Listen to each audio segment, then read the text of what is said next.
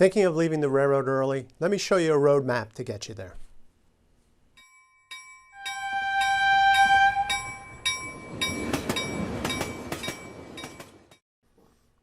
Welcome everyone to another edition of the Highball Advisors Railroad Retirement Whiteboard. My name is John McNamara of Highball Advisors, and today we're going to talk about those railroaders that are thinking about leaving the railroad early. So it's starting to go off in your head a little bit. Listen, I want to get out of here. I don't even know where to start. So I thought I'd kind of lay out these 6 steps to help you, trigger the process, get it going, understand what you want to be doing. So the first step is what's driving the decision, right? Why you want to, why you want to leave the railroad, why are you anxious to retire, those type of things. I hear a lot of reasons, so I'm sure you have your reasons also. So that's the first one, right? Getting, just because, oh, I'm 62 or I'm 60, I have to retire. No, something's driving the decision, so get to that. That's very important. And then define what early retirement is, right? So if you're thinking of leaving at 55, 56, those type of earlier type retirements, what does that mean? I'm never working again, or maybe I'll do part-time work, right? Then we have current connection issues, or maybe I'll start a business or do consulting or whatever it is. But get a clear understanding of what that early retirement is going to look like. All right. So let's go on to number 3. Is obviously review your current investments.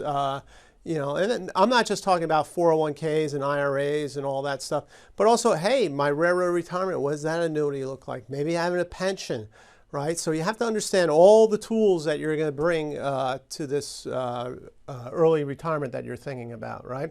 So, you've got a lot of moving parts there. That's very, very important.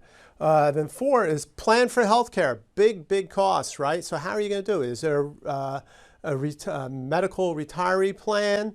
Some companies have that. Maybe your spouse is working, you can get on that plan, or you might have to say to yourself, oh, let me check out the state exchanges that maybe you can pick up a plan from the Affordable Care Act, right? They have those state exchanges.